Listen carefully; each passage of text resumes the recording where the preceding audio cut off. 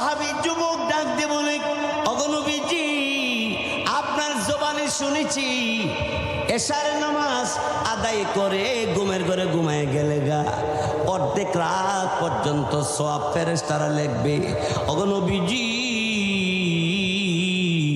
আবার যদি ফজরের নামাজটা আদায় করে বাকি অর্ধেক রাত পর্যন্ত ইবাদত ফেরেশতারা লিখবে। নবী গো, আমার বিবির জিজ্ঞাসা করেন, এশার নামাজ আমি পড়েছি, আবার ফজরের নামাজও পড়েছি। নবী বলেন, ওগো নবীজি বলে দেন না, আমার কি সারা রাত্র ইবাদত হয়েছে কি হয়েছে না? আল্লাহ নবী বলে, সারা রাত্র ইবাদত হয়ে গেছে। আল্লাহ নবী ডাকেন, যুবক, তোর মতো এইভাবে কিয়ামত পর্যন্ত যেই যুবকেরা, যেই পুরুষেরা, যেই মহিলারা, যুবতীরা এই তিনটা আমল করবে, এইভাবে সওয়াব পাইতে থাকবে, বিনা হিসাবে জান্নাতের মধ্যে ঢুকে পড়বে।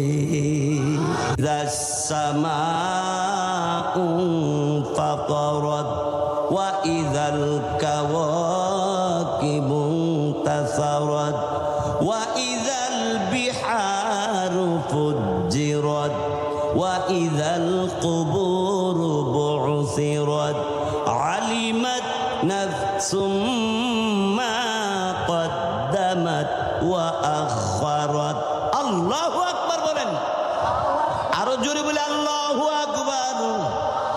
এই তিলনগরের আমার মুসলমান ভাইরা, পর্দানিসীন মা বোনেরা রে, আল্লাহ বলেন, যখন আসমান ভেঙ্গে চুরমার হয়ে যাবে, যখন আসমান ভেঙ্গে চুরমার হবে, টুকরা টুকরা হয়ে যাবে, তখন কি হবে? ওয়াইদাল কাওয়াকিবু তাসারাত, তারকারাজি সব তারকা ভেঙ্গে ভেঙ্গে পড়তে আরম্ভ করবে। এরপরে অবস্থানটা কেমন হবে? এরপর আল্লাহ বলেন, ওয়াইদাল বিহারু ফুজ্জিরাত। আল্লাহু আকবার। বাইশাব আমার আল্লাহ বলেন, যখন আসমান ভেঙ্গে টুকরা টুকরা হয়ে পড়বে, তারকারাজি টুকরা টুকরা হইয়া পড়তে থাকবে, বিতীর্ণ হয়ে যাবে। এই অবস্থার মধ্যে দুনিয়ার সমস্ত পানি টকবক টকবক করবে। ওয়া ইজাল বিহারু ফুজ্জিরাত, পানি ঠান্ডা থাকবে না, পানি গরম হয়ে যাবে। কেমন গরম হবে? পানির মধ্যে হাত দেওয়ার সাথে সাথে গোশত হাড্ডি পর্যন্ত গইলা পড়ে যাবে। এই পরিমাণ গরম হইয়া বগর বগর বক বক করতে থাকবে।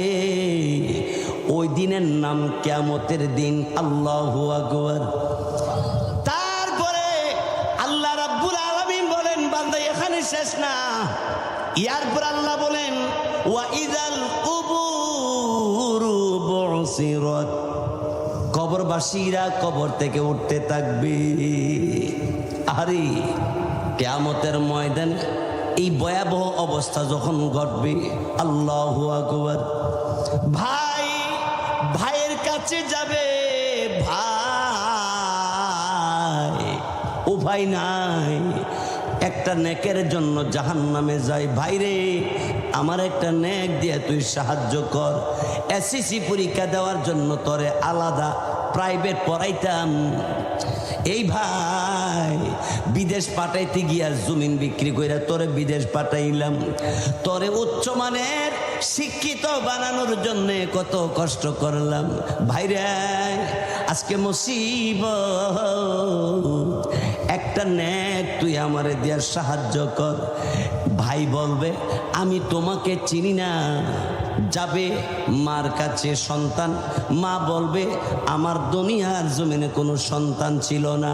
কেমন ভয়াবহ হাসরে আর ময়দানটা হবে বলুন, চিন্তা করুন। আল্লাহ রাব্বুল আলামিন এরপরে বলেন, যাবে আব্বার কাছে। আব্বা বলবে, না না, আমার দুনিয়ার জমিনে কোনো সন্তান ছিল না। এই ভয়াবহ হাসর ময়দানের অবস্থা দেখে মা হইয়া সন্তানকে বলে যাবে, বাপ হইয়া সন্তানকে বলে যাবে, ভাই হইয়া ভাইকে ভুলে যাবে। শুধু তাই নয়, স্বামী বিবির কাছে যাবে, বউর কাছে, বিবি গো একটা নেকের অভাবে জাহান্নামে যাই গো, জাহান্নামে যাইতে হবে। বিবি রে দে একটা নেক আমার দিয়া দে। বিবি ডাক দিয়ে বলবে, কে তুমি? কে বলেছে তোমার সাথে আমার বিয়া হয়েছিল? স্বীকারই করতো না, অস্বীকার করব। কই তিলনগর বাজার, বুদল বাজার, অষ্টগ্রাম বাজার থেকে পেঁয়াজু সিঙ্গারা গরম গরম আইনা বউরে দিছেন, নেও খাইয়ালাও তুমি গরম গরম। কিন্তু কিয়ামতের ময়দানে বউ নরম নরম না, গরম গরম গরম।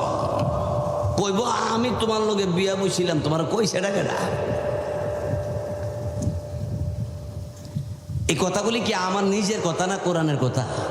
কোরআনে আল্লাহ বলেন, ইয়াউমা ইয়াফিরুল মারউ মিন আখিহি ওয়া উম্মিহি ওয়া আবিহি ওয়া সাহিবাতিহি ওয়া বানিহি।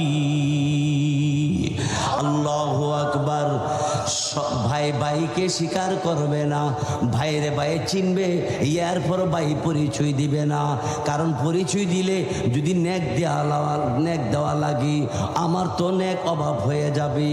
মা সন্তানকে স্বীকার করবে না, বাপ সন্তান স্বীকার করবে না, স্বামী স্ত্রীকে স্বীকার করবে না, সন্তান মা বাপকে স্বীকার করবে না। এমন একটা কঠিন কিয়ামতের দিনে অবস্থানটা আল্লাহ এমন গঠন গঠাবে। আল্লাহ রাব্বুল আলামিন বলেন, আলিমাত নাফসুম মা কদ্দামাত ওয়া আখারাত। আলিমাত নাফসুম মা কদ্দামাত, প্রত্যেকে জানবে, প্রত্যেকে জানবে, অর্থাৎ আল্লাহ প্রত্যেককে জানাইয়া দিবে আল্লাহর দেওয়া হুকুম কতটুকু পালন করছ আর কতটুকু তুমি ছেড়ে দিয়েছ। এই ব্যাপারে আল্লাহ রাব্বুল আলামিন প্রত্যেককে জানাইয়া দিবে। ও আখারাত, আর কতটুকু তুমি ছেড়ে দিছ এটা আল্লাহ তোমার জানাইব। তখন বুঝবা কারে কয় জীবনের বাহাদুরি দুনিয়াতে করছিলা। এই ব্যাপারে আল্লাহ রাব্বুল আলামিন এরপরে বলেন, ইয়া আইয়ুহাল ইনসানু মা গাররাকা বিরাব্বিকাল কারীম।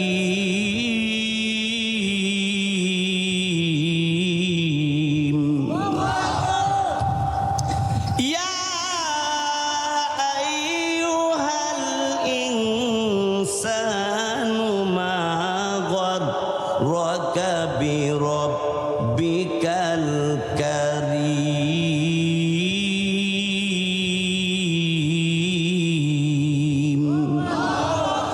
মানুষ তোরে কোন জিনিসের ধোঁকা দিল? মা গররাকা বিরব্বিকাল কারীম।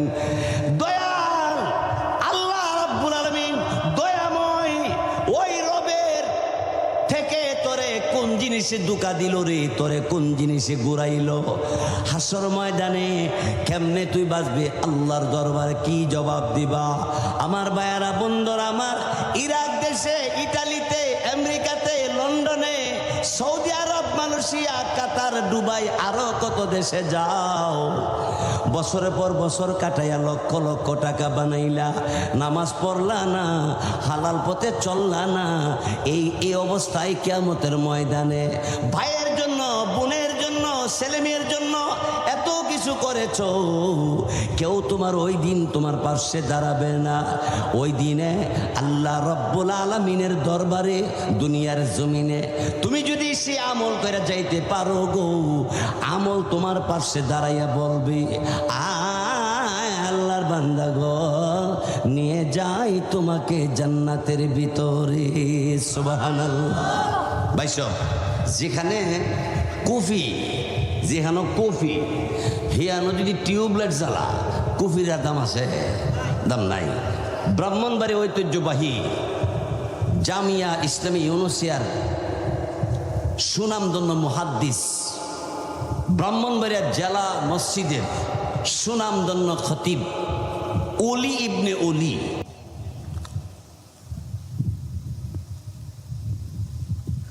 অসুবিধা হইতেছে? হয় না? অসুবিধা হয় না? শুই না না, আরো তিনটা কথা তো রয়েছে।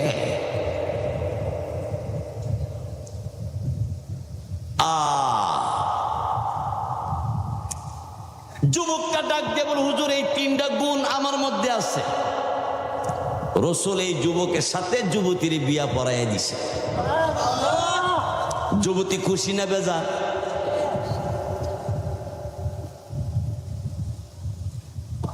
এবার এশারের নামাজের সময়ে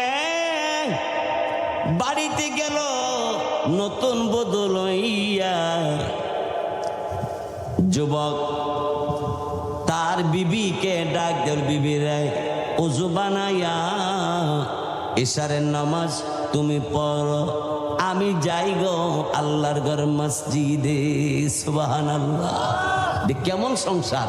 বিবি ঘরে এশার পড়বে আর স্বামী মসজিদে যাবে। কিন্তু আমাদের দেশে ওইটা উল্টো হয়ে গেছে গা। বউয়ের বাড়িতে জামাই নামাজ পড়ে, বউ পড়ে না। আবার কেউ কেউ আছে বউ নামাজ পড়ে না, জামাই আবার নামাজ পড়ে। এটা মুসলমানের সংসারের মতো হয় না, ঠিক কিনা জোরে কর।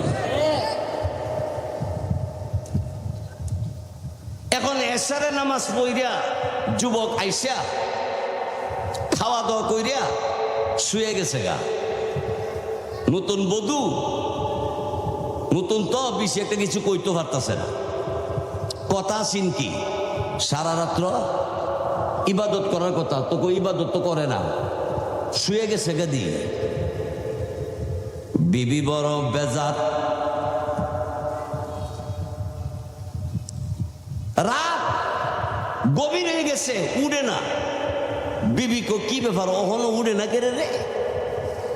তাইলে পরের দিন তো রোজা রাখার কথা। এক তো রাত্রে ইবাদত করলো না, ঘুমায় রইল। আবার শেষ রাইতে যে উড়ে না, কারণ আগামীকাল রোজা রাখলে সাহারি খাইতে হইব না, কিছু খাওয়ার কথা আছে না। উড়ে উইলে বিবির মনে বড় বেজার, মনটা খুব বেজার।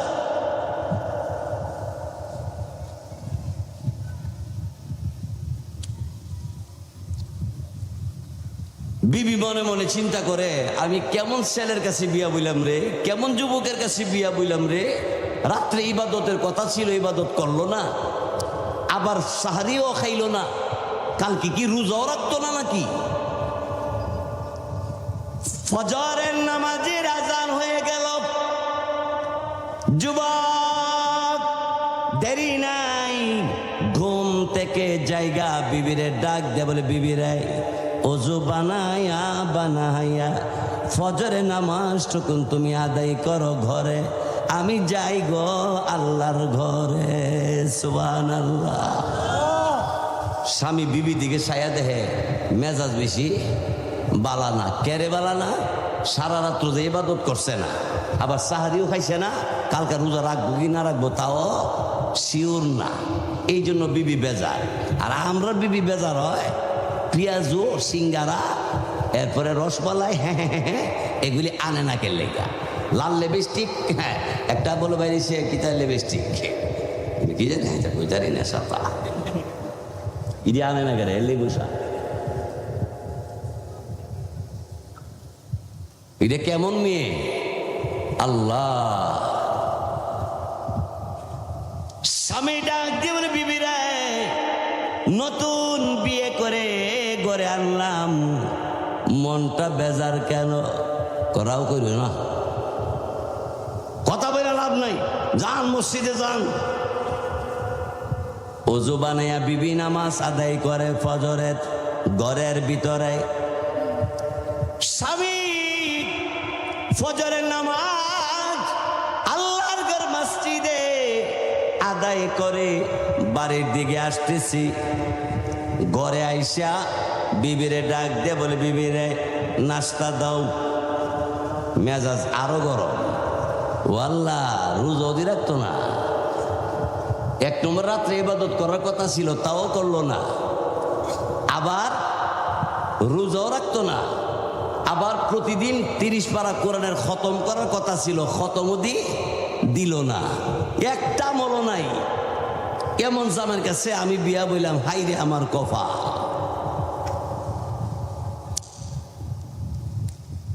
নাস্তা খাইছে, এবার বিবি নবীজির দরবারে বিচার জানাইছে। আমরা বউ ইমাম সাহেবের কাছে কয়দিন এই চিঠি লিখছে যে হুজুর আমার স্বামী তবলিগে যায় না, আপনি একটু বুঝাইয়া তবলিগে নিয়ে যান। আমার স্বামী নামাজটা পড়ে না, নামাজটা পড়ার জন্য আপনি একটু সুপারিশ করেন, একটু হেদায়েতের পথ দেখাইয়েন।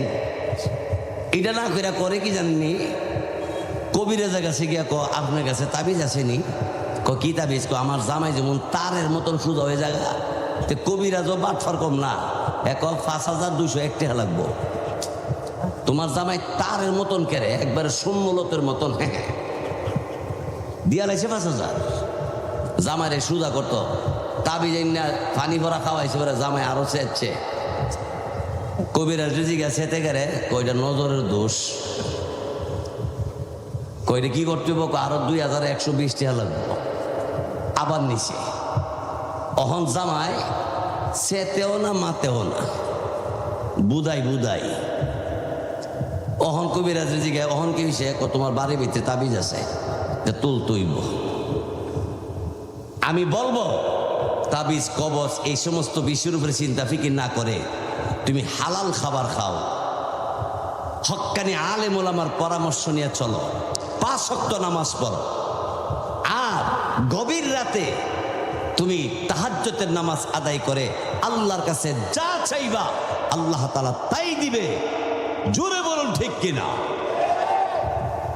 দিতে পারে কে? আমরা দেশে যদি 20,000 টাকা দান করে, তাহলে আমরা মাইকে কই বিশিষ্ট দানবীর।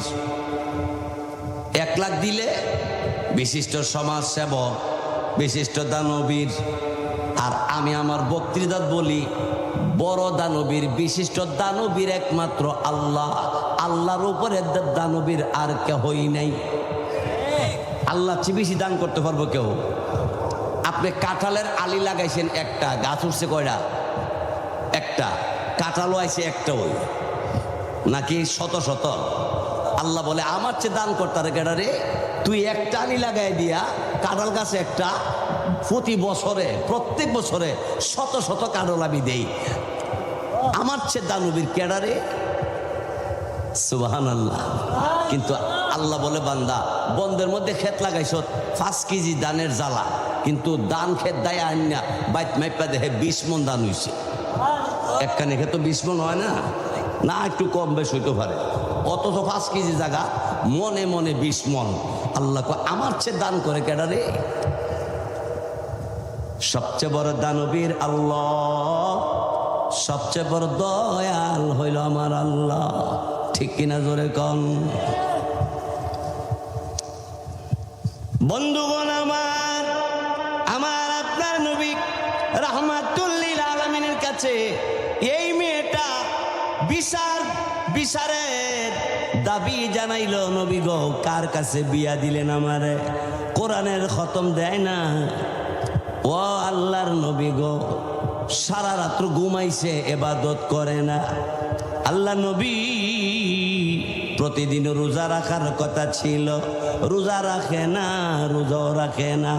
3 গুণের একটা গুণও তার মধ্যে পাওয়া গেল না।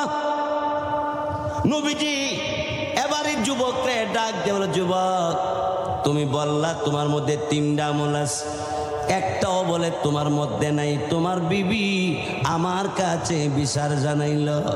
এবার যুবক ডাক দেয়া বলে, আল্লাহর নবী আমি একটাও সারি না, সবই আমার মধ্যে আছে। বিবি ডাক দেখো, নবী গো এইমাত্র খাবার খাইয়াইছে, নাস্তা খাইয়াইছে, রোজা রাখছিনি জিগাইয়া দেখেন, এইমাত্র খাইয়াইছে। কিরে সাহা, কিরে আমার যুবক, কিরে আমার সাহাবি, তুই বলে এখন খাইছ, তো রোজা রাখার কথা রোজা রাখলি না?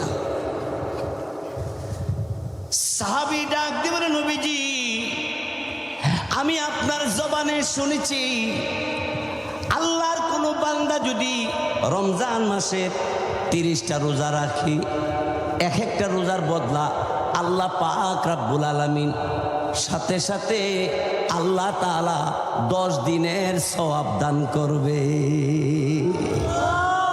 10 গুণ। তাহলে একটা রোজার বদলা যদি 10 হয়, তাহলে 30 রোজাতে 10 দিয়ে ফুরুত দিলে কত হয়? হ্যাঁ, 300। অগনবীজি আপনার জবানে বলেছেন রমজানের 1 মাস রোজা রাখলে এক একটা রোজার বিনিময়ে 10 গুণের সওয়াব হবে। নবী গো আমি রমজান মাসের 30টা রোজা রাখছি, একটা সারি নাই।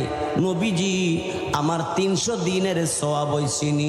নবী কো অবশ্যই 300 দিনের সওয়াব হইছি। বিবি ডাক দিয়ে বলে, ওগো আল্লাহ নবী, কথা ছিল সারা বছর রোজা রাখতে হবে, 300 দিন তো 1 বছর না, 365 দিনে তো 1 বছর, আর 65 দিনের রোজা কে রাখবো?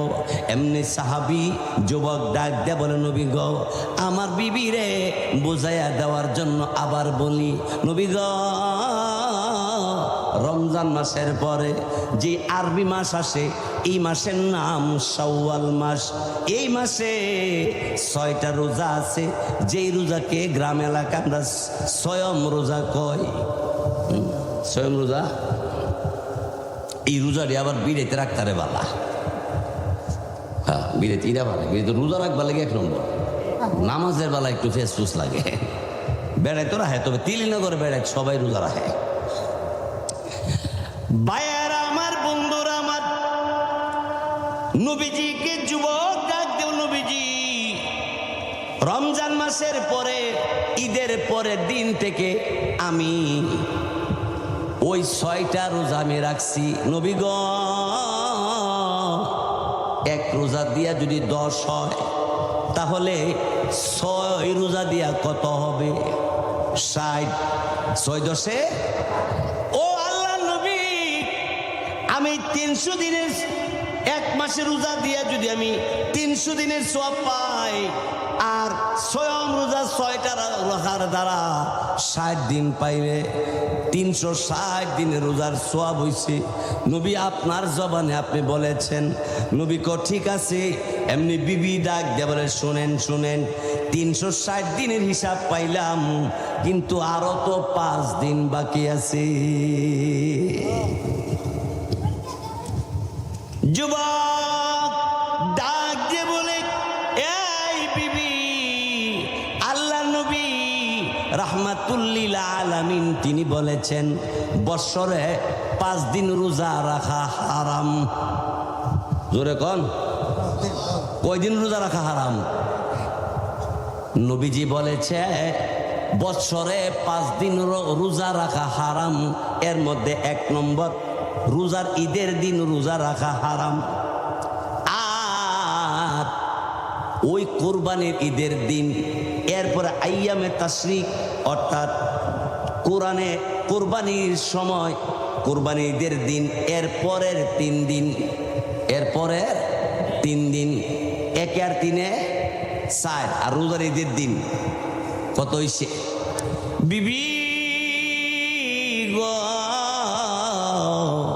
আল্লাহ নবী বলছে বছরে এই 5 দিন রোজা রাখা হারাম, এই জন্য রাখি না, না হই রাখতাম। সুবহানাল্লাহ। বউ ডাক দেখো, আরে আমি দি বুদ্ধিমান জামাই পেয়েছি, বুদ্ধি আছে আমার জামাই, চালাক। এই হলো বুদ্ধিমান জামাই। আর আপেল বাকি না অস্বীকার করে, টেহা দিছি, টেহা দিতাম না, দিয়া লাইছি আগে। ওই আরেকবার ক্ষেত থেকে কাঁচামরিচ ফাইরাই না, টমেটো ফাইরাই না, সালাদ বানায় খা, ক খায় আর ক বছরের প্রথম মজা গেল, মজা।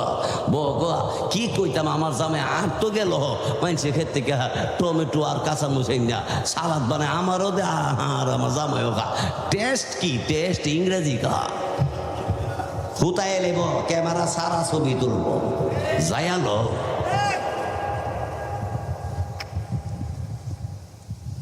এটা বুদ্ধিমান না।